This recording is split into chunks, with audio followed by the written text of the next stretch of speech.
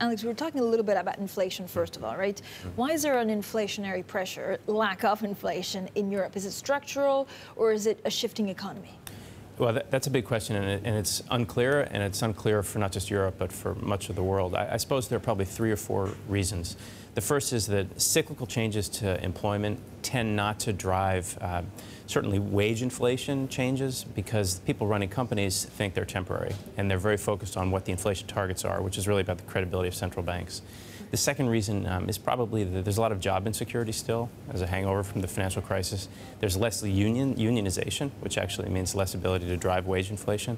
And at the same time, technology efficiencies have probably made it harder for companies to pass on, say, increases in prices, which drive inflation. But is it a similar problem that we have with the Fed? They're also seeing, or is it, again, it's because of it's a different demographic, it's a different dynamic when they say, well, there's not enough wage growth compared to where they want it to be? Mm-hmm.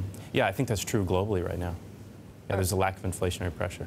Right, but does it mean that we're measuring things? I mean, I know that there, and you clearly pointed out structural, but that we should either change the target or say, well, because of technology and things like that, then maybe inflation should be not at the forefront of our mind, but we look at it differently.